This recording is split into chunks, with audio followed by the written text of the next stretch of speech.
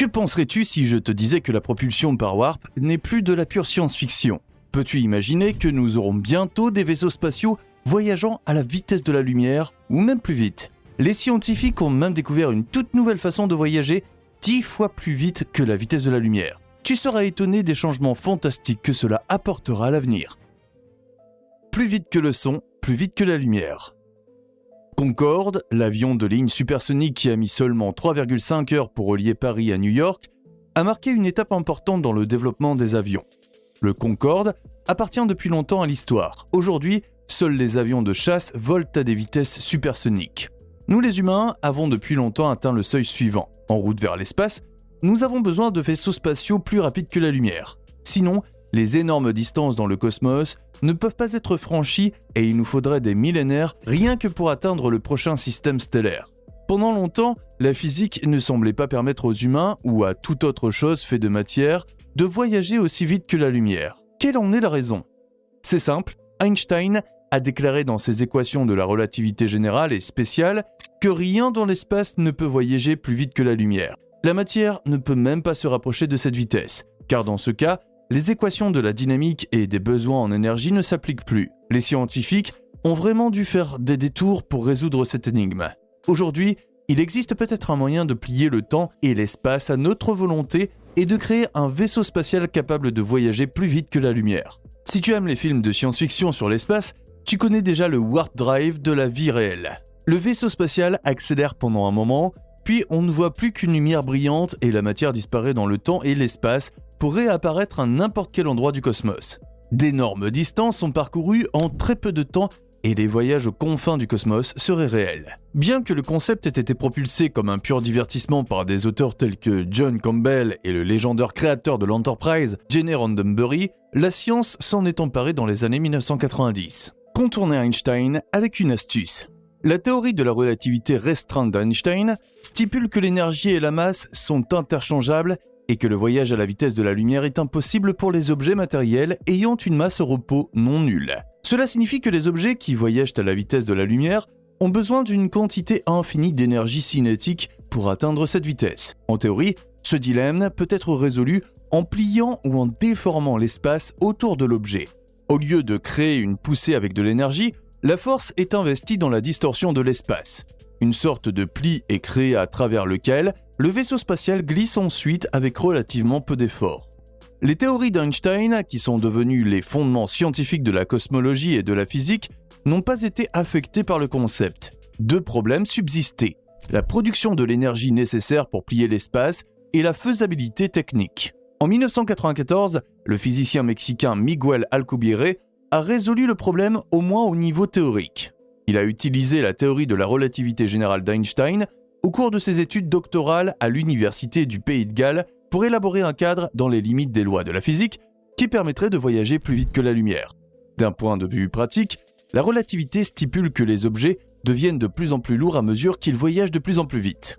C'est logique, plus ces objets deviennent lourds, plus il devient difficile de maintenir l'accélération ou même de l'augmenter au point qu'un vaisseau spatial atteigne la vitesse de la lumière. Seules les particules qui n'ont pratiquement pas de masse peuvent voyager à ces vitesses énormes. Les photons en font partie. Miguel Alcubierre a mis au point un système d'entraînement qui porte son nom.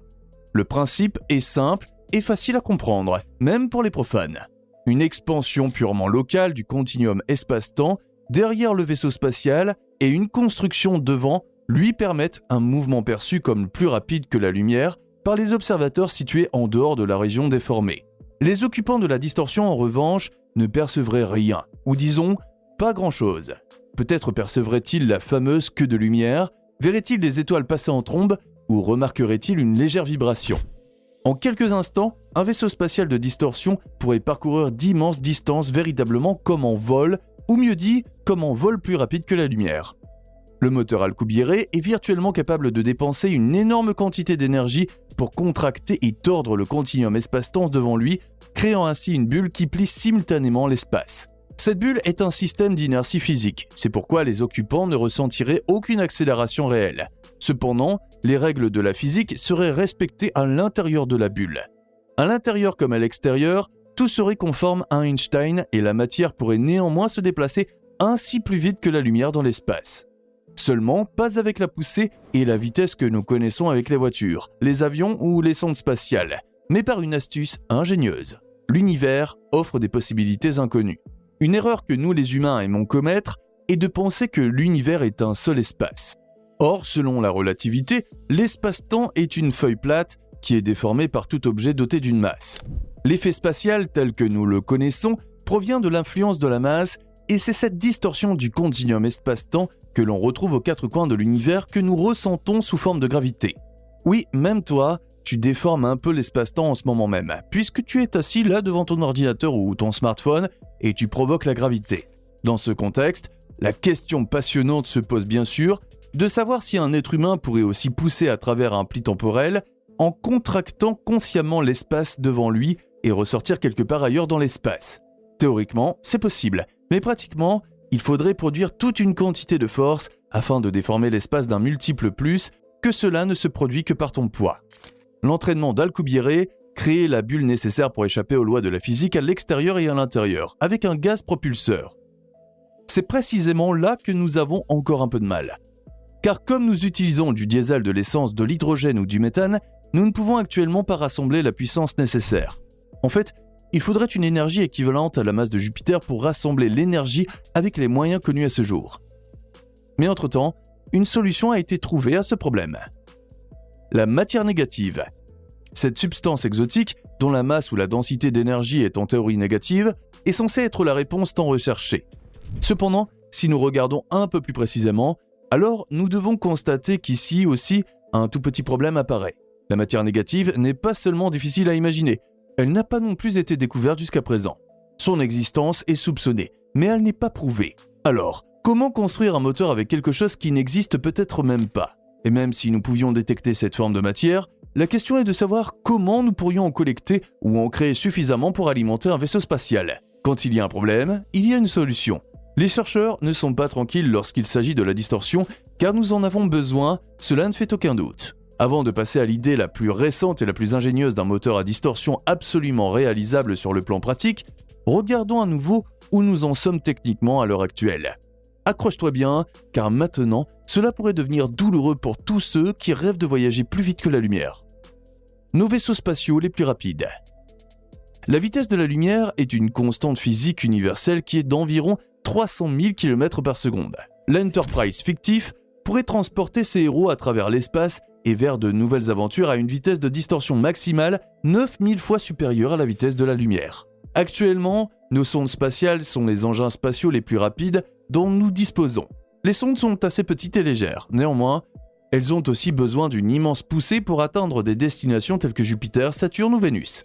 La sonde Juno, qui a orbité autour de Jupiter de 1995 à 2003, a voyagé dans l'espace à une vitesse maximale de 74 km/s, soit seulement 0,0002 fois la vitesse de la lumière. Voyager 1 a mis près de 35 ans pour quitter le système solaire et se trouve maintenant à plus de 21 milliards de kilomètres de la Terre. L'engin spatial le plus rapide jamais construit par l'homme est le Parker Solar Probe, qui a atteint jusqu'à 191 km/s près du Soleil. Avec ces chiffres, il est déjà clair pour toi que nous les humains n'allons pas très loin avec les technologies du cosmos. Pour nous, même les plus petites distances représentent de grands défis. On pourrait dire à l'échelle cosmique que nous ne pouvons que mettre le pied devant la porte d'entrée. Les sondes que les scientifiques envoient dans l'espace ont généralement recours à des manœuvres d'accélération sophistiquées sur les champs gravitationnels des planètes pour progresser un tant soit peu avec une dépense d'énergie raisonnable. Certaines sondes tournent d'abord 2 fois autour de la Terre, puis autour de Vénus, ou utilisent Jupiter comme aide à l'accélération. Sur des orbites apparemment sans fin, elles s'approchent lentement de leur destination dans le système solaire en l'espace de plusieurs années. Imagine que ton pote du système de Proxima du Centaure t'invite à prendre un café, et que tu dois faire des dizaines de cercles autour de certaines planètes avec ton vaisseau spatial pour sortir du système solaire. Et avec les technologies dont nous disposons, personne n'arriverait probablement à temps. Même pas approximativement, car dans l'état actuel des choses, il faudrait prévoir plus de 100 000 ans pour une visite à notre voisin cosmique. Le fait est que, de telle sorte que nous n'avançons pas dans l'univers, et que nous voulons être un jour une espèce qui conquiert l'espace, de nouvelles technologies doivent venir. Une technologie réellement réalisable. Les développements dans le domaine de la technologie de la distorsion vont toujours plus loin. Le docteur Eric Lenz de l'université de Göttingen a récemment présenté une nouvelle approche révolutionnaire de la distorsion qui contourne le problème traditionnel de l'utilisation de matière négative et de quantités d'énergie extrêmement importantes. Dans son étude, le Dr Lenz décrit comment l'accélération à la vitesse de la lumière pourrait être obtenue en utilisant des propriétés physiques qui existent déjà et qui peuvent être mises en œuvre. La clé réside dans l'utilisation des solitons, familièrement appelés bulles de distorsion. Cette méthode ne nécessite que des densités d'énergie positives déjà connues. Néanmoins, cette technologie doit encore faire l'objet d'un certain nombre de recherches sur le plan technique. Alors que les habitants de Dresde étaient encore en train d'y réfléchir, une autre annonce révolutionnaire a été faite. Le docteur Harold Sonnewhite, un ancien spécialiste de la NASA, a découvert une véritable bulle de distorsion. Bien que le Dr White ait déjà effectué des recherches sur la faisabilité d'un moteur à distorsion à la NASA, il travaillait en fait sur un tout autre projet, à savoir la cavité de Casimir, observée entre deux plaques de métal placées extrêmement près l'une de l'autre. Dans cette cavité existent de minuscules structures qui sont des bulles de distorsion naturelles. L'Agence des projets de recherche avancés de la Défense finance actuellement d'autres recherches dans ce domaine. Il ne nous reste plus qu'à imiter ces petites structures à grande échelle. Et voilà, le premier véritable moteur de distorsion et les possibilités de voyage interstellaire. Depuis que le rover chinois Chang'e 5 s'est posé sur la Lune, de plus en plus d'indices montrent que ce corps céleste est bien différent de ce que nous avons longtemps imaginé. En particulier à l'intérieur. La Lune semble cacher des trésors dont nous n'avions pas la moindre idée. Les découvertes choquantes du rover pourraient changer notre monde à jamais. Nous allons maintenant examiner ce que le rover a trouvé exactement dans les profondeurs de la Lune et pourquoi cette découverte pourrait potentiellement sonner le glas de la catastrophe climatique. Reste à l'écoute, car nous sommes sur le point de changer à jamais ton point de vue sur ce corps céleste. Qu'est-ce que Chang'e 5 a découvert sur la Lune ? La mission Chang'e 5 a atterri sur la Lune le 1er décembre 2020, après un voyage de 23 jours dans l'espace. La double sonde avait été lancée depuis le site de lancement d'engins spatiaux de Wenchang, dans la province chinoise de Hainan. C'est de ce même site qu'ont été lancées les sondes prédécesseurs Chang'e 3, de nombreux satellites, ainsi que les composants et les vols d'approvisionnement de la station spatiale chinoise. Après s'être séparé avec succès de l'orbiteur, l'atterrisseur de Chang'e 5 s'est posé dans une zone lunaire que les scientifiques appellent Oceanus Procellarum. Cette région proche de l'équateur lunaire est une vaste zone plate sur la surface cachée de la Lune, caractérisée par son extrême largeur et la proximité du mont Runker, haut de 1600 mètres. L'objectif de la mission Chang'e 5 était très clairement défini. La sonde de près de 8 tonnes devait collecter des échantillons de la surface lunaire et ramener des roches lunaires sur Terre pour la première fois depuis 40 ans. Pour la toute première fois dans l'histoire de l'humanité, cette mission devait extraire des échantillons des couches profondes de la Lune. Ces dernières années, les scientifiques s'étaient rendus compte que la Lune pouvait être très différente de ce que nous avons longtemps pensé. Il se pourrait même que la Lune abrite un grand réservoir de ressources minérales qui pourrait résoudre notre problème d'énergie. Après un forage réussi, l'atterrisseur a renvoyé les échantillons à son orbiteur par l'intermédiaire d'un module d'ascension, et le voyage de retour vers la Terre a commencé après seulement 14 jours terrestres. La mission a été célébrée dans le monde entier comme une grande réussite de la Chine dans le domaine des voyages spatiaux, élevant clairement la Chine au rang des grandes nations spatiales de cette Terre. Le retour des échantillons était très attendu par les chercheurs internationaux. Nous pouvons d'ores et déjà vous révéler ceci. Les espoirs de nouvelles découvertes révolutionnaires sur la Lune ont été plus que comblés. De l'eau dans du verre ? Le 17 décembre 2020, la capsule de retour est entrée dans l'atmosphère terrestre et a atterri avec succès dans l'étendue peu peuplée de la Mongolie. Dès que les échantillons ont été mis en sécurité, les experts se sont mis au travail. Avec impatience, on attendait de savoir si les forages allaient confirmer les théories existantes sur la création de la Lune ou si l'intérieur de la Lune allait révéler une toute autre vérité. Les scientifiques pensent qu'une planète de la taille de Mars est entrée en collision avec la Terre il y a plus de 4 milliards d'années, créant ainsi la Lune. Au cours de la collision, une partie de la Terre s'est détachée et a été recouverte de roches en fusion. Jusqu'à présent, on supposait que les températures étaient si élevées que toute l'eau s'était évaporée à jamais. La Lune était considérée comme un corps céleste desséché qui rétrécissait lentement, ou pour mieux dire, qui se desséchait. Au cours des derniers mois et des dernières années, des télescopes et des sondes ont découvert d'importants dépôts de glace d'eau dans des cratères situés près des pôles lunaires. Le récit a changé et tout le monde a commencé à se demander d'où venait la glace sur la Lune et pourquoi elle n'avait jamais été remarquée en plus de 50 ans d'exploration lunaire intense. La NASA prévoit d'envoyer des astronautes près des pôles dans le cadre de la mission Artemis au cours des 10 prochaines années. Une fois sur place, les astronautes doivent déterminer si les dépôts d'eau sur la Lune peuvent être utilisés. Dans une station permanente prévue sur la Lune, l'eau pourrait subvenir aux besoins des humains, faire pousser des plantes et être utilisée pour produire du carburant. Or, la découverte de Tianji 5 pourrait complètement bouleverser tous ces plans, car ce rover a découvert ce qui semble impossible sur ce petit corps céleste peu visible. De grandes quantités d'eau, et il y en a partout sur la Lune.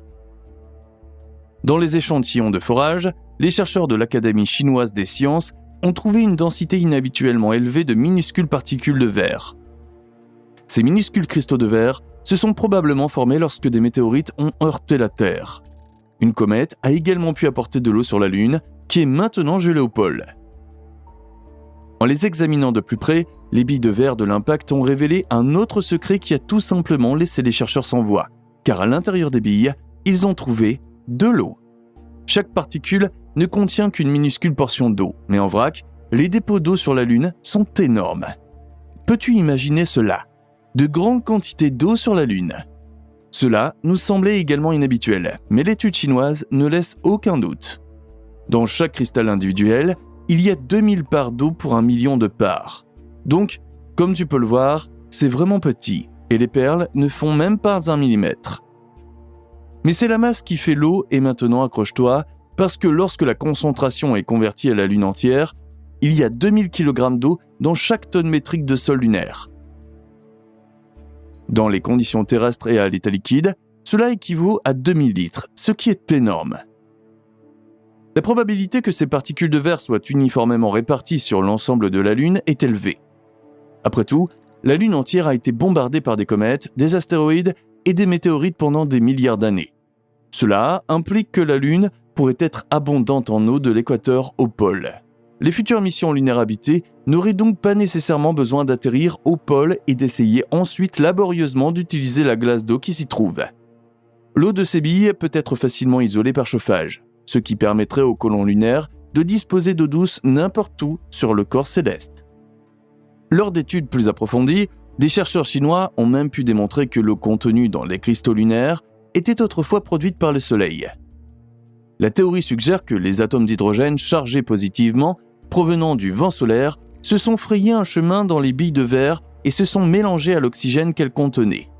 Des études sur les différents types d'atomes d'hydrogène présents dans les échantillons ont montré que ces billes de verre peuvent également libérer une partie de leur charge d'hydrogène à des températures élevées lorsqu'elles sont chauffées par le rayonnement solaire. La quantité totale de richesse en eau sous forme de billes de verre d'impact est estimée à environ 298,7 milliards de tonnes selon les estimations actuelles. En 2010, la NASA a estimé le quota d'eau au pôle nord de la Lune à 661,4 millions de tonnes courtes. Par rapport aux hypothèses précédentes, selon lesquelles la Lune était sèche comme un os, ce chiffre est vraiment énorme. Même comparé à notre Terre, l'abondance de l'eau est impressionnante. On estime que notre maison bleue faite d'eau et de roches contient environ 1,47 quintillion de tonnes courtes d'eau. Maintenant, tu te demandes probablement s'il pourrait y avoir un jour une fonte de cette glace lunaire ou si la Lune pourrait se transformer en paysage avec des rivières, des lacs ou des océans entiers grâce à un changement chimique ou mécanique dans les billes de verre d'eau. Bien sûr, nous nous sommes également posé cette question et avons enquêté sur le sujet. Même si de telles idées seraient fantastiques, il ne sera malheureusement guère possible de laisser couler de l'eau à la surface de la Lune. La Lune n'a pratiquement pas d'atmosphère, des températures extrêmes et une pression atmosphérique très faible. L'eau ne peut se liquéfier que dans certaines conditions, qui ne sont tout simplement pas réunies sur la Lune. Comme la Lune n'a pas une densité particulièrement élevée et qu'elle ne possède qu'un champ magnétique très faible, on ne s'attend pas non plus à ce que des changements s'y produisent à l'avenir. Il en va tout autrement de Mars, où de l'eau liquide a jadis coulé. Les traces d'érosion l'ont confirmé à plusieurs reprises et des projets audacieux de terraformation visent à transformer notamment l'eau gelée de Mars au pôle en eau liquide et donc en mer et en lac grâce à un effet de serre induit artificiellement. Cependant, les experts doutent également ici que cela soit un jour réalisable de manière réaliste. Mais revenons à la Lune et aux découvertes fascinantes des astronautes chinois. Les billes de verre ont révélé d'autres choses que de l'eau. La dernière découverte passionnante pourrait bientôt déclencher une véritable ruée vers la Lune. Nos problèmes d'énergie pourraient-ils être résolus grâce à cela ? Les échantillons recueillis par la sonde spatiale chinoise sont uniques. Prélevés dans des couches profondes, ils sont environ 1 milliard d'années plus vieux que tous les échantillons collectés à la surface par les astronautes au cours du programme américain Apollo. Il est très probable que ces perles de verre se sont formées principalement au cours des 2 derniers milliards d'années par des impacts massifs de météorites, d'astéroïdes et de comètes. Pour générer les températures nécessaires, il faut que les dimensions de l'impact soient à peu près comparables à celles de l'astéroïde qui a anéanti les dinosaures sur Terre il y a environ 68 millions d'années. En tant que corps céleste relativement petit, la Lune a été exposée à des influences cosmiques massives tout au long de l'histoire de son développement. Et il est étonnant qu'elle ait si bien survécu à ces bombardements. Les chercheurs pensent que cela est dû, entre autres, à sa faible densité et à l'épaisse couche de poussière qui l'amortit. La vie turbulente de la Lune pourrait avoir produit toute une série de particularités dont nous pourrions tirer un énorme profit à l'avenir. Chang'e 5 a trouvé un autre cristal dans la roche lunaire et il pourrait être important. Car ce cristal lunaire est composé d'une substance jusqu'alors totalement inconnue. Les chercheurs ont été à la fois stupéfaits et abasourdis lorsqu'ils ont remarqué que cette structure contenait un composant crucial pour la fusion nucléaire. Pour ceux qui ne sont pas tout à fait familiers avec l'énergie nucléaire, il convient de mentionner ici que le problème énergétique de la Terre serait résolu dès que nous aurions les possibilités de fusion nucléaire. Jusqu'à présent, nous avons utilisé le principe de la fission nucléaire pour répondre à notre énorme faim d'énergie. Cependant, les déchets radioactifs qui en résultent sont devenus un énorme problème. Dans la fusion nucléaire, les noyaux atomiques légers sont fusionnés en noyaux plus lourds. Cela libère une quantité d'énergie bien plus importante que la fission nucléaire et les résidus sont exempts de radiation. Depuis des décennies, des physiciens du monde entier travaillent sur cette technologie, mais jusqu'à présent sans succès. Car la pression et donc l'apport d'énergie nécessaire pour faire fusionner les noyaux dépasse le gain d'énergie. Le problème serait résolu instantanément si nous pouvions trouver un minéral ou un atome qui, par nature, présente une disposition accrue à la fusion. Et c'est exactement ce qui vient de se produire. Le minéral phosphaté isolé a été baptisé Chang'e-Y, en l'honneur de la mission et de la déesse chinoise de la Lune Chang'e. Les recherches futures de l'Institut de recherche en géologie de l'uranium de Pékin montreront si l'isotope de l'hélium-3, prêt pour la fusion, peut être utilisé sur Terre. Alors, se pourrait-il que l'exploration minière commence bientôt sur la Lune, que les vaisseaux spatiaux apportent quotidiennement des roches sur Terre et que notre planète puisse souffler un peu pour l'instant ? Eh bien, nous ne le savons pas encore. La mission Chang'e 6 doit collecter d'autres échantillons sur la face cachée de la Lune à partir de 2024 et les ramener sur Terre. Les développements sont actuellement suivis de près et bien sûr, la NASA en a également pris connaissance. Les experts ont calculé que l'ensemble des États-Unis peut être alimenté pendant un an avec environ 27,6 tonnes courtes d'hélium-3. Cela correspond facilement au volume de chargement d'une navette spatiale. On estime que l'hélium-3, provenant de la Lune, a une valeur économique de 3 milliards de dollars par tonne courte. En fait, cette découverte pourrait déclencher une ruée vers l'or et attirer de nombreuses nations et entreprises sur la Lune. Certaines grandes entreprises du secteur de l'énergie ont déjà manifesté leur intérêt auprès de la NASA pour investir de l'argent dans les futures missions spatiales. Le programme Artemis de la NASA pourrait ainsi bénéficier d'un coup de pouce important. Nous te disons maintenant au revoir et voulons enfin savoir ce que tu penses de la Lune en tant que ressource pour la Terre.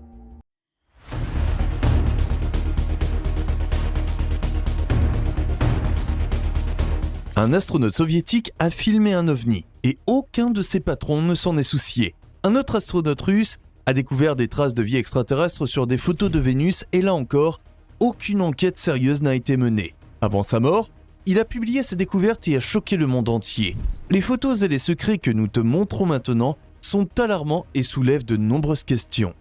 En 1957, l'Union soviétique a lancé le premier satellite Sputnik 1 dans l'espace. Ce moment historique a marqué le début de l'ère spatiale et de la course à l'espace entre les États-Unis et l'Union soviétique. 2 ans plus tard seulement, En 1959, Luna 1 est devenu le premier objet fabriqué par l'homme à atteindre la Lune. Une autre étape importante a été la mission de 1961 de Yuri Alexeïevitch Gagarin, qui est devenu le premier homme à orbiter autour de la Terre dans l'espace.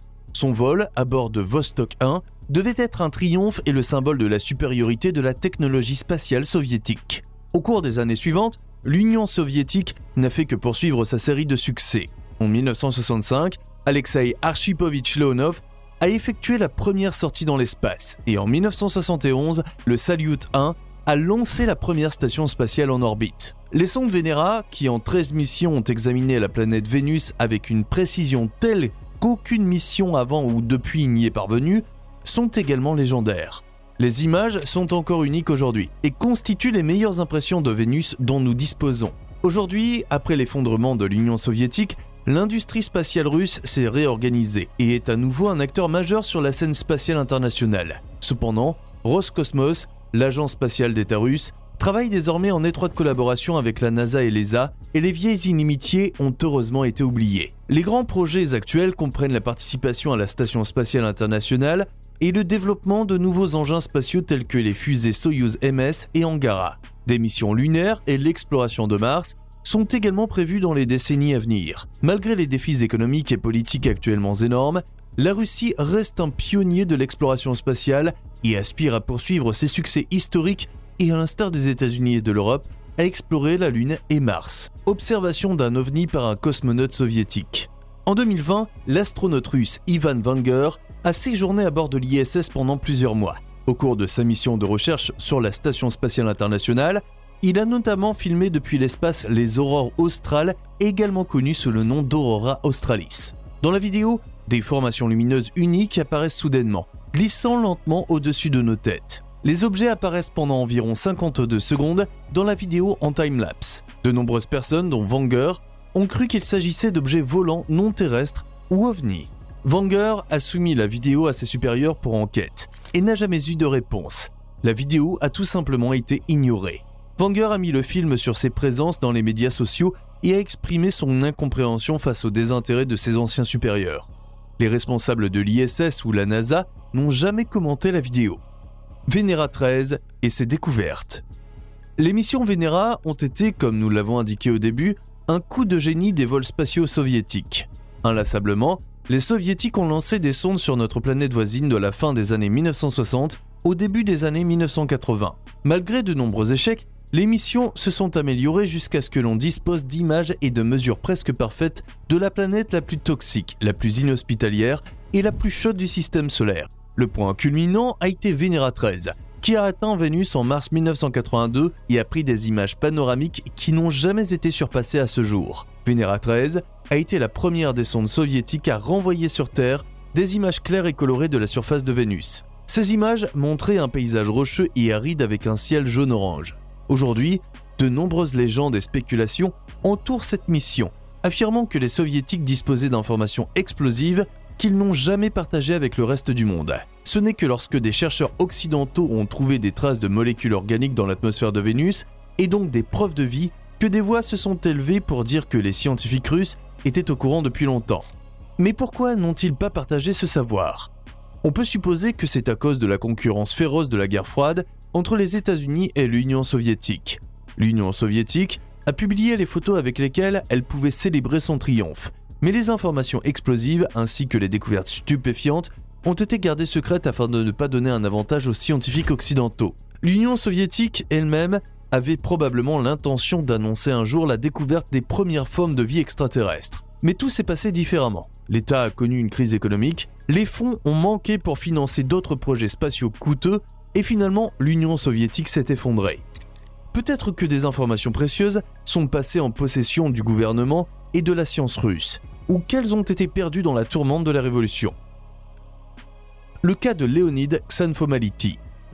Leonid Ksanfomality a choqué le monde au début des années 2010. L'astronome a annoncé ce que la Russie ou l'Union soviétique auraient réellement vu sur Vénus. Leonid Ksanfomality était un scientifique russe de renom, qui a consacré une grande partie de sa carrière à l'étude de l'espace et de Vénus en particulier. Après avoir obtenu son diplôme à l'université technique de Leningrad, il a travaillé pendant de nombreuses années à l'observatoire d'Abastoumani jusqu'en 1968, date à laquelle il a rejoint l'Institut de recherche spatiale où il est resté à vie. Il y a dirigé le laboratoire de photométrie et de radiométrie thermique.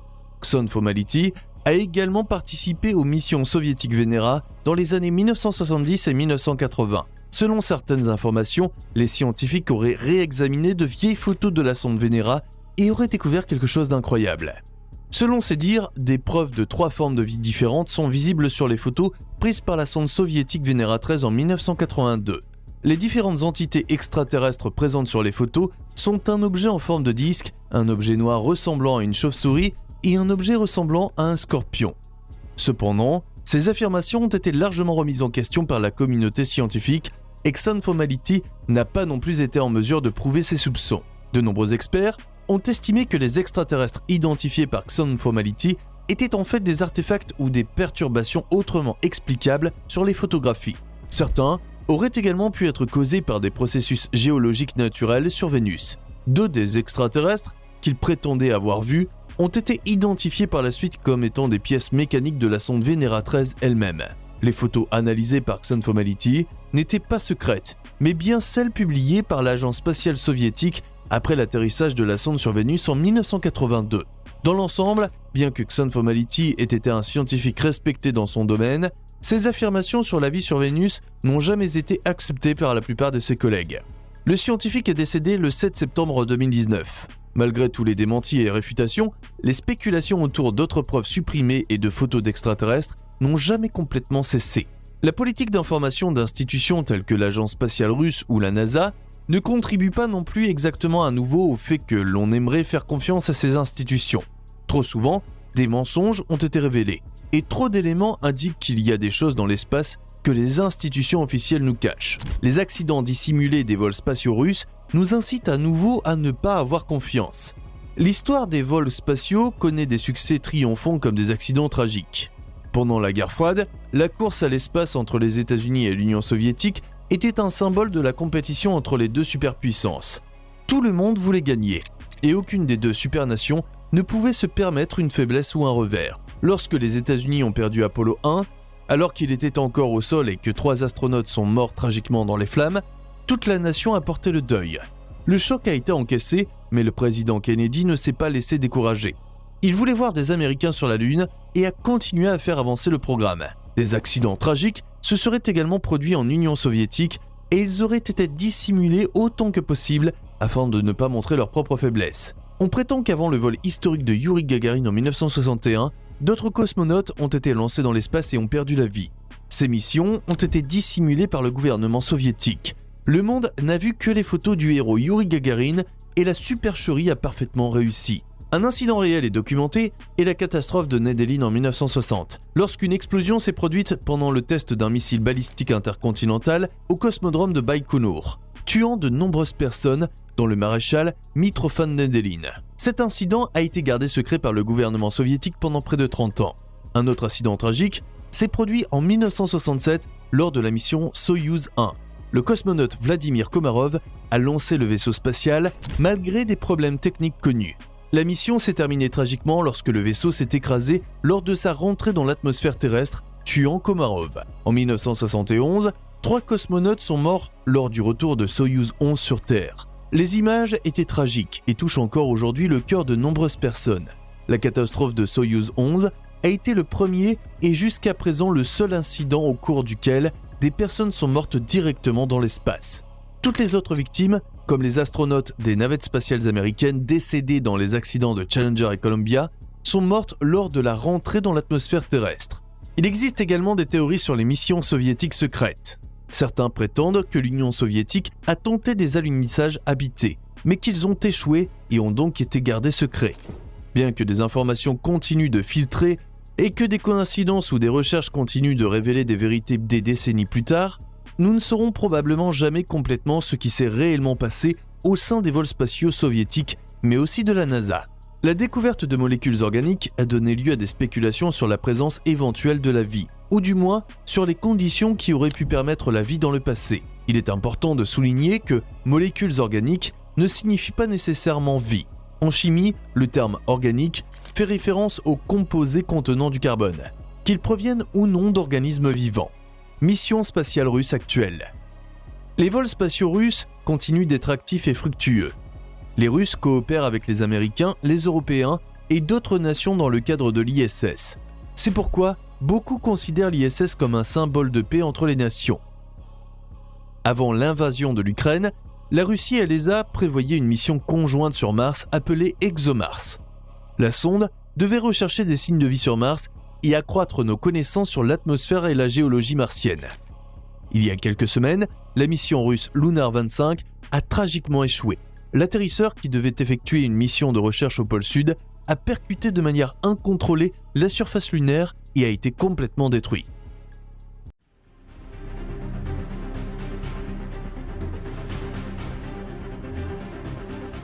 As-tu déjà pensé à la possibilité d'une vie éternelle ? La théorie quantique affirme qu'aucun d'entre nous ne meurt vraiment. Nous pourrions même voyager après notre mort physique à travers un multivers dont les dimensions sont connues dans certaines cultures, comme le monde des dieux. Comment les physiciens quantiques peuvent même prouver que nous vivons tous éternellement, nous te le montrons maintenant. Le Saint Graal, la pierre philosophale ou l'ambroise divine. Tous ces remèdes sont censés conférer l'immortalité. La question de la vie éternelle et de l'immortalité se retrouve dans de nombreuses cultures de cette terre et il y a tout autant de réponses à cette question. Dans notre culture occidentale, la croyance en une vie après la mort a pratiquement disparu. Le principe chrétien d'un voyage de l'âme vers le paradis, ou si l'on n'a pas eu de chance vers l'enfer, n'est plus guère présent dans les esprits. Dans les cultures orientales, en revanche, l'idée que l'âme continue de voyager après la mort, qu'elle se rend dans des dimensions où résident normalement les dieux, et que les âmes reviennent sur Terre dans un nouveau tour et dans une nouvelle vie, est tout à fait normale.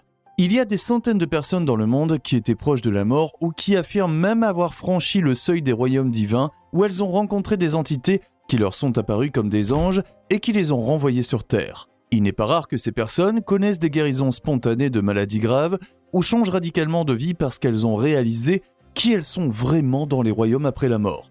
Jusqu'à présent, tout cela n'était que pure idéologie, fantasme, affirmation non prouvée ou idée religieuse. Mais la physique quantique en a maintenant apporté la preuve. Nous sommes vraiment immortels. Et si tu ne mourais jamais ?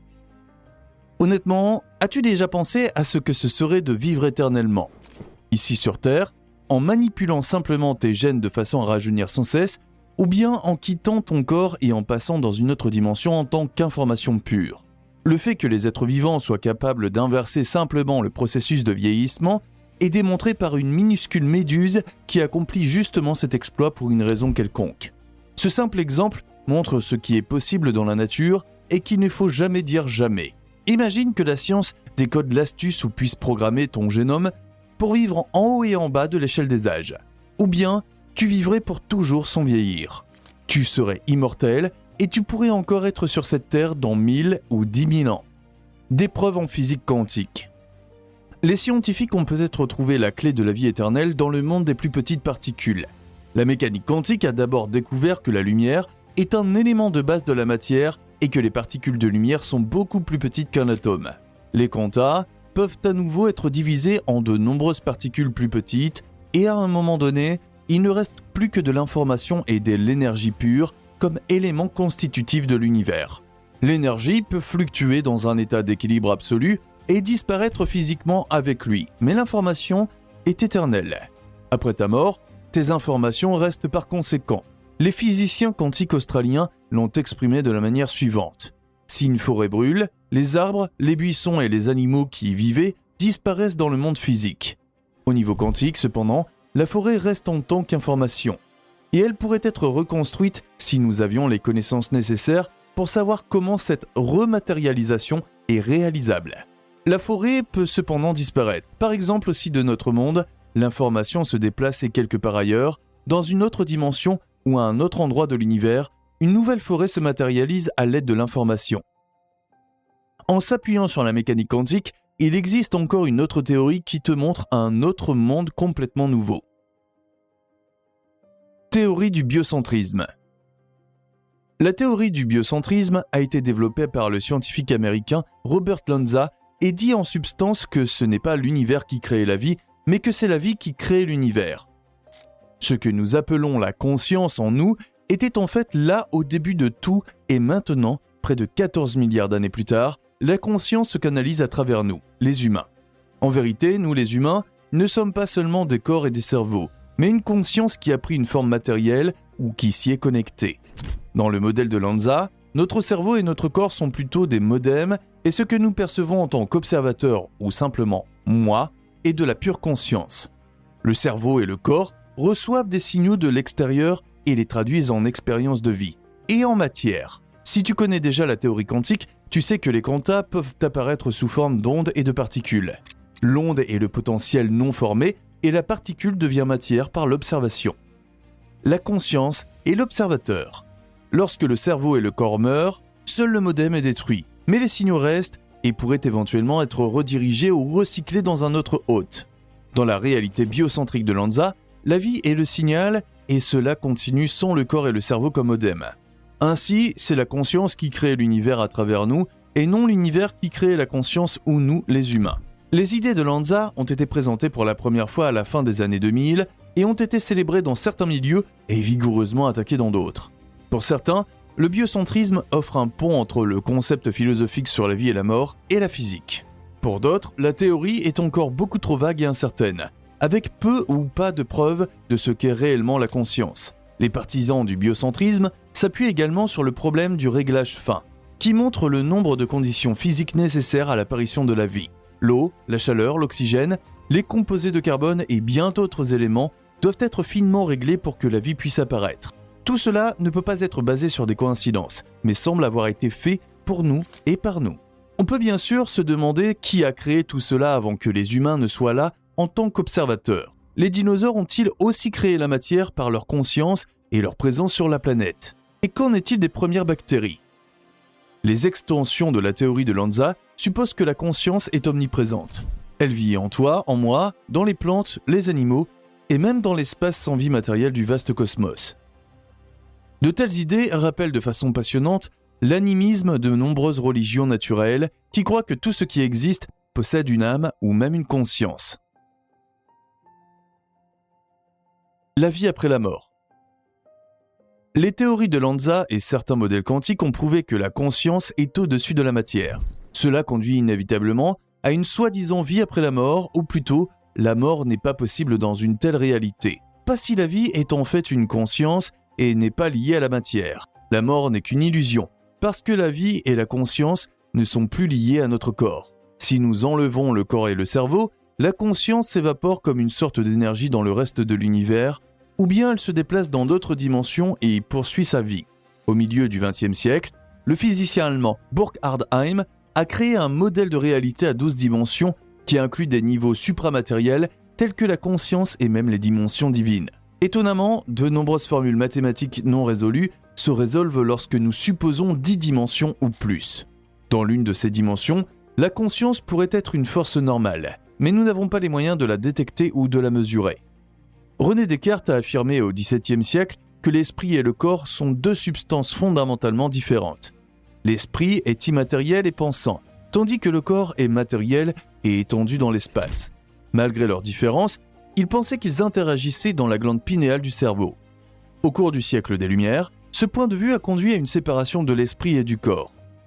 Ce n'est qu'à l'heure actuelle que les scientifiques médicaux trouvent également de plus en plus de preuves que les deux entités sont étroitement liées et que les maladies physiques, par exemple, ont souvent une cause dans l'esprit.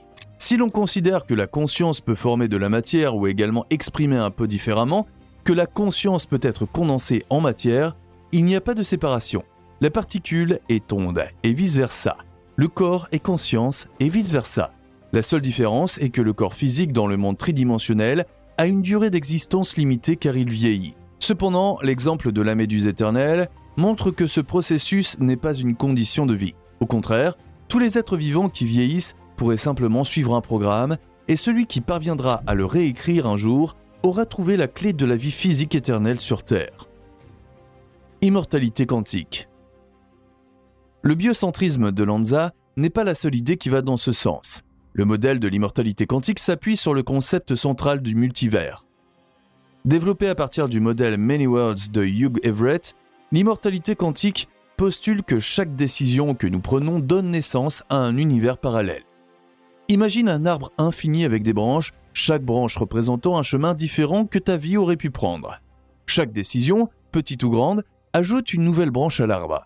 Si ces univers coexistent, ils ne se croisent jamais, mais ils sont tous le résultat de nos choix. C'est comme si tu te trouvais dans un labyrinthe infini de miroirs, chaque miroir montrant une version différente de toi en fonction des chemins que tu as choisis dans ta vie. Au fil des ans, les auteurs de science-fiction ont réalisé le potentiel de cette idée dans des romans et des films qui montrent que des choix apparemment dénués de sens peuvent constituer des bifurcations vers un univers parallèle. Ce que le multivers pourrait signifier pour la vie après la mort est encore une autre question. Dans l'immortalité quantique, il pourrait toujours y avoir une bifurcation possible dans le multivers à travers lequel une personne survit.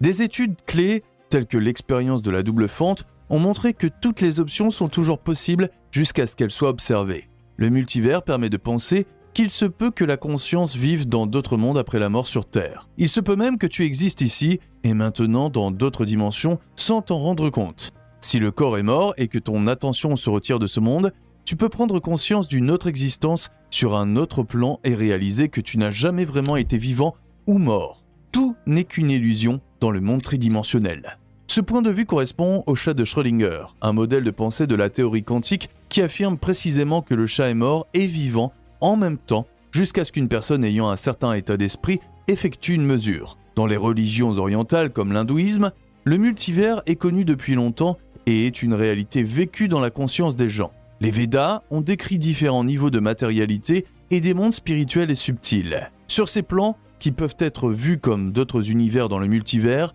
vivent des entités qu'ils connaissent sous le nom de dieux, de démons ou d'entités angéliques. L'homme possède une âme qui est immortelle et cette âme peut prendre différentes formes au sein du multivers.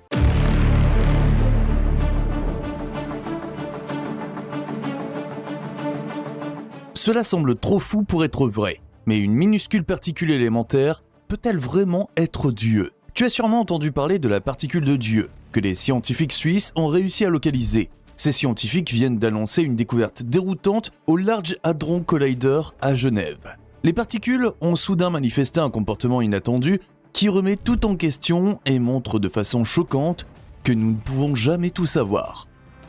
Le mystère du boson de Higgs.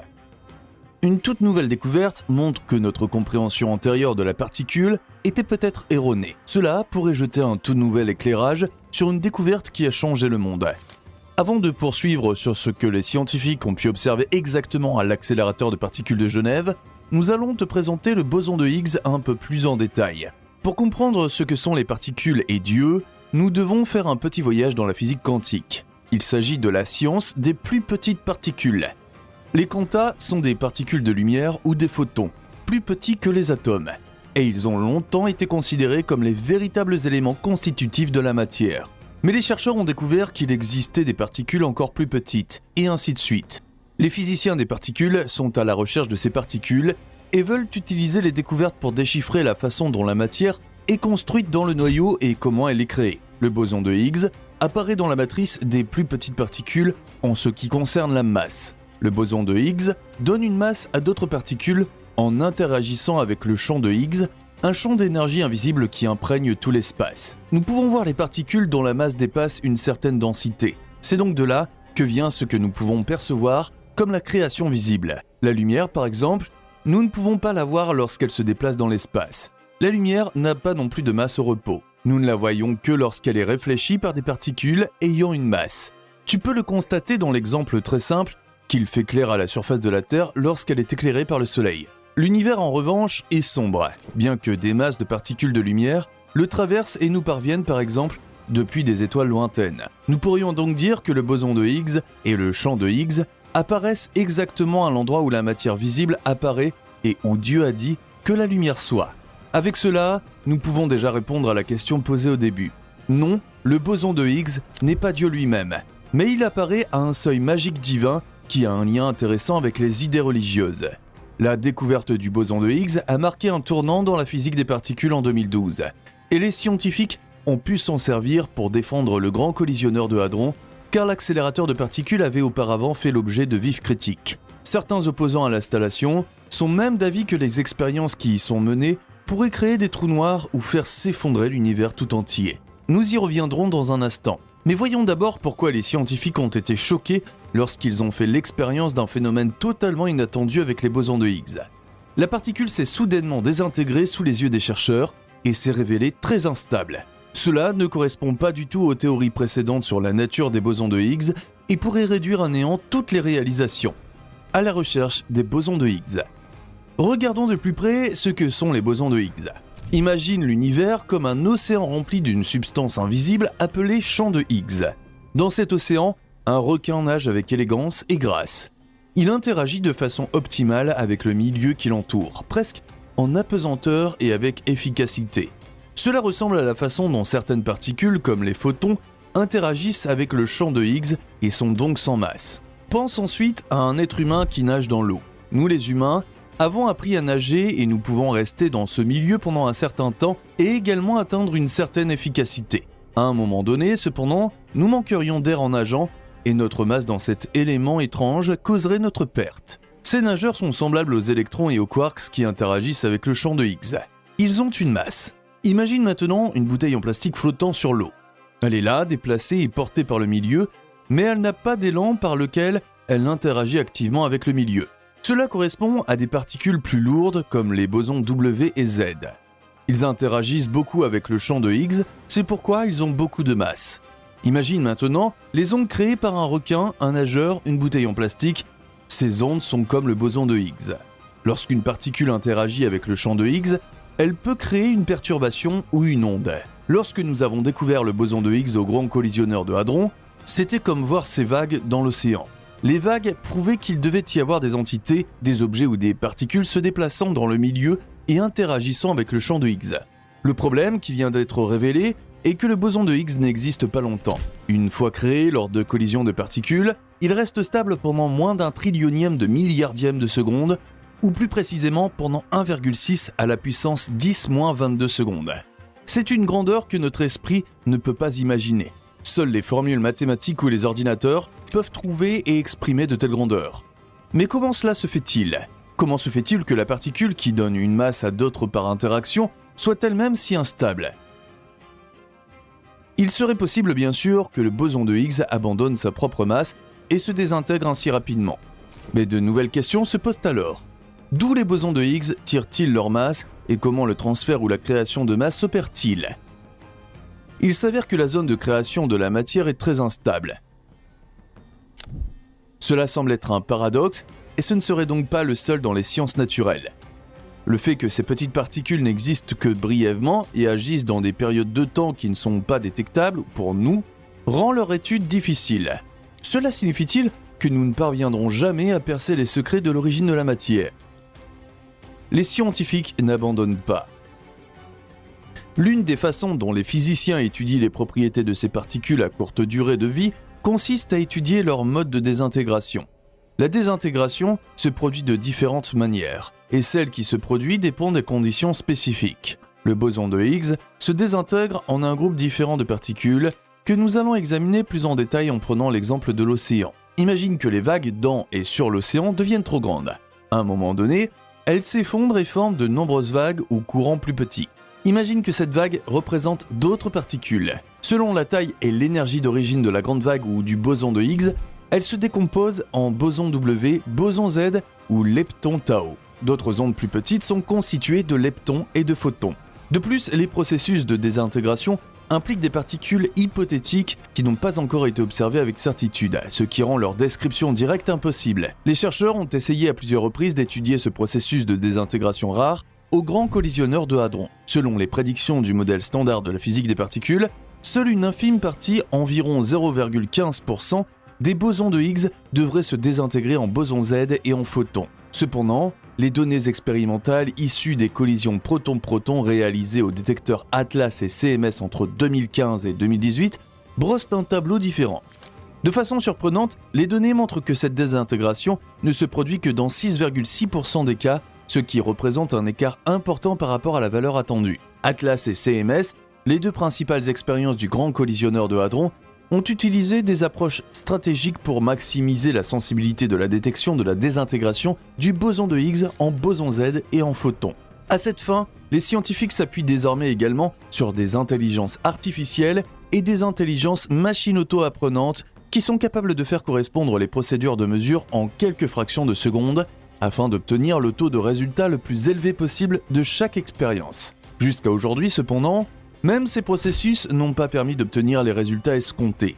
Le royaume des particules minuscules échappe aux scientifiques et ils réagissent en améliorant la technologie de façon toujours plus audacieuse, ce qui pourrait créer des problèmes dont nous ne sommes pas encore conscients. Que se passe-t-il exactement dans le LHC ? Dans l'accélérateur de particules de Genève, les scientifiques poussent deux faisceaux de particules l'un contre l'autre avec une force énorme. Cela se passe dans une installation en forme d'anneau à environ 150 mètres de profondeur sous terre. Lorsque les faisceaux de particules entrent en collision, les particules sont décomposées, elles interagissent entre elles, sont déviées ou présentent des phénomènes inconnus jusqu'alors. C'est ainsi que les scientifiques tentent d'explorer les éléments de base de la matière. Tout ce qu'ils ont trouvé jusqu'à présent, en bref, ce sont des particules de plus en plus petites, des réactions complexes, de plus en plus de possibilités et de questions. Au lieu d'apporter des réponses claires, les expériences fournissent des aperçus sans fin sur des mondes qui n'ont pas de fin. Imagine que tu sois dans une chasse au trésor, que tu penses être proche du but et que soudain, le chemin vers la chambre supposée du trésor prenne des dizaines d'embranchements et que ceux-ci aient à nouveau des dizaines d'embranchements et ainsi de suite. Quel chemin suivre pour trouver les réponses que les scientifiques désirent tant ? Tu vois, c'est exactement le problème des chercheurs de particules et c'est la raison pour laquelle beaucoup considèrent les expériences comme inutiles. Peut-être que nous, les humains, devons accepter que nous ne pouvons pas tout découvrir sur la nature de ce monde, ni le décomposer en ses plus petits éléments pour le comprendre. À Genève, les chercheurs sont loin de s'en rendre compte. Ils poursuivent méticuleusement leurs recherches et ne cessent de moderniser l'accélérateur de particules. Il y a 3 ans, l'installation a été soudainement mise hors service. Les critiques étaient certains que quelque chose s'était déroulé qui devait être dissimulé. Lorsque l'installation est revenue en ligne en 2022, les opérateurs ont annoncé que les particules étaient désormais chassées les unes contre les autres à l'aide d'aimants et de faisceaux d'énergie encore plus puissants. Cela peut s'apparenter à de la folie, avec des conséquences potentiellement désastreuses. Les humains jouent-ils à Dieu ? Les critiques soutiennent que les scientifiques de Genève manipulent des forces dont ils ne peuvent jamais savoir ce qu'elles feront. Des perturbations dans la structure des particules pourraient se faufiler hors de l'installation par des moyens encore inconnus et causer des problèmes dans les environs immédiats, sur la planète entière ou dans l'univers. C'est un peu comme lorsque les gens ont découvert la radioactivité. Des pilules, des savons et même des produits de soins capillaires étaient fabriqués avec de l'uranium irradiant. Personne ne savait rien de la radioactivité et ce n'est que lorsque les gens sont morts que les liens sont devenus conscients. Il en a été de même avec les rayons X, qui ont été salués comme une extension de la médecine. On s'est ensuite rendu compte que ces rayons étaient également nocifs et aujourd'hui, on ne prend des radiographies que s'il n'y a pas d'autre solution. L'installation de Genève pourrait nous donner quelque chose de similaire. Les chercheurs doivent savoir que les particules peuvent facilement franchir les limites de la matière, les murs d'1 mètre d'épaisseur ou l'acier de sécurité. La science est-elle à bout de souffle ?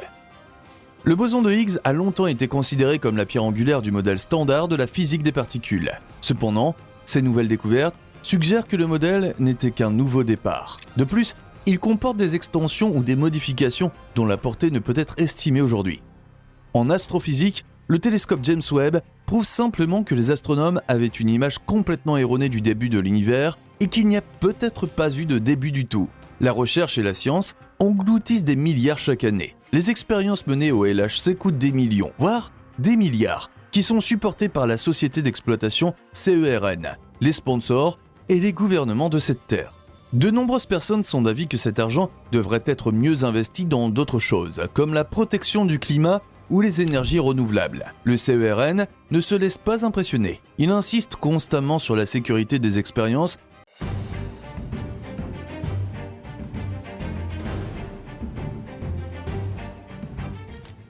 Dans les confins infinis de l'univers, le télescope spatial James Webb a fait une découverte qui va bouleverser notre compréhension du cosmos. Cette dernière découverte révèle un trou noir qui pourrait détruire notre univers. Michio Kaku, astrophysicien de renommée mondiale, a exprimé sa fascination pour cette découverte. Pour la première fois, nous voyons comment l'univers a réellement commencé.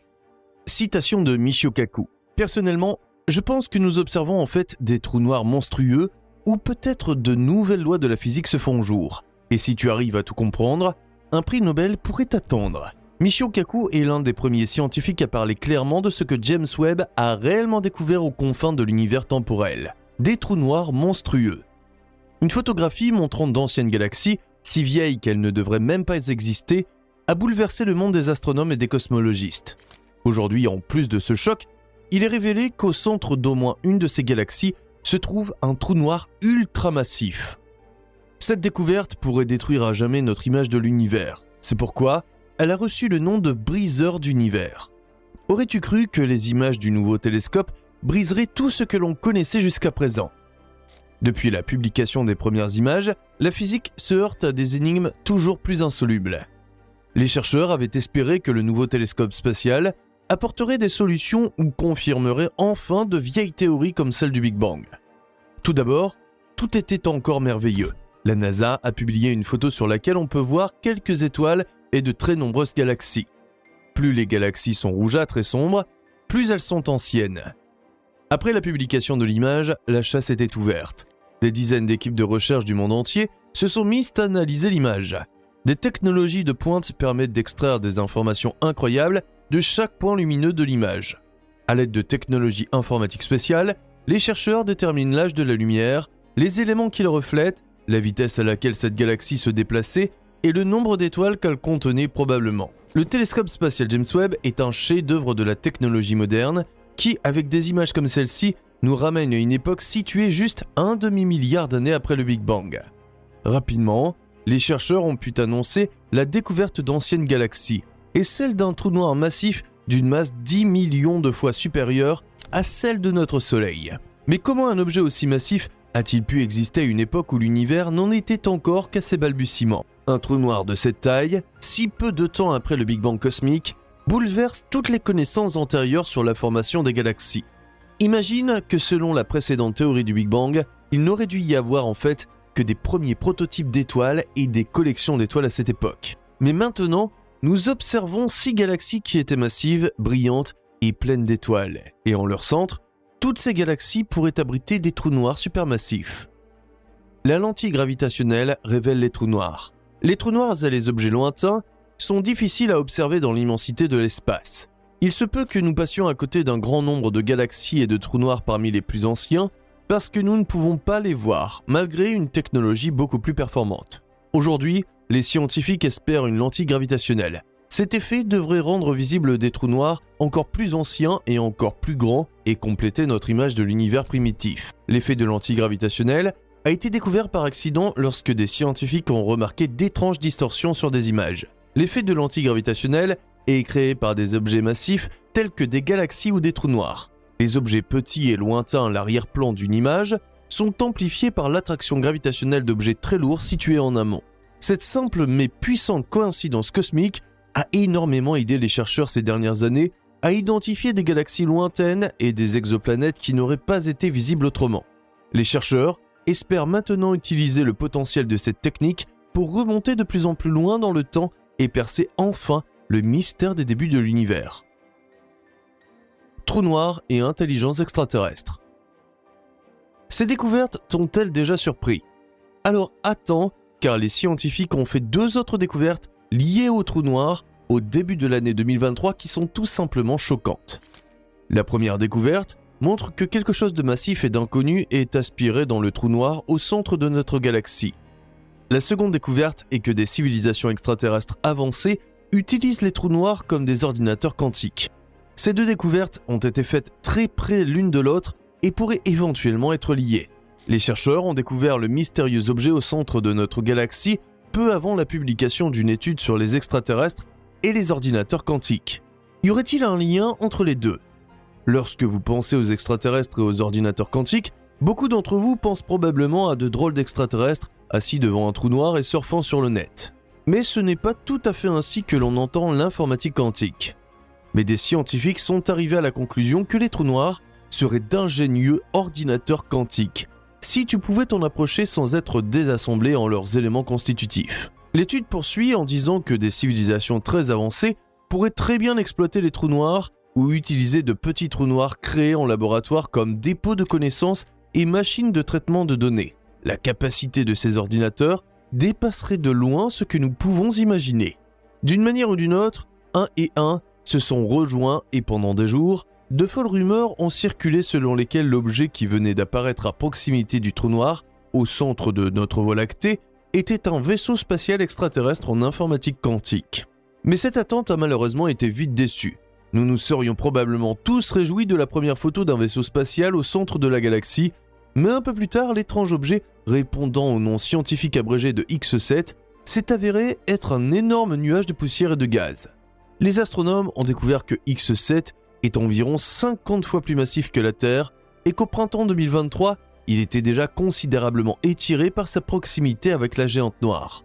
L'étendue du nuage a atteint 3000 unités astronomiques, soit 3000 fois la distance entre le Soleil et nous. Les astronomes sont restés longtemps perplexes quant à l'origine de X7. Un nuage de cette taille est un objet inhabituel.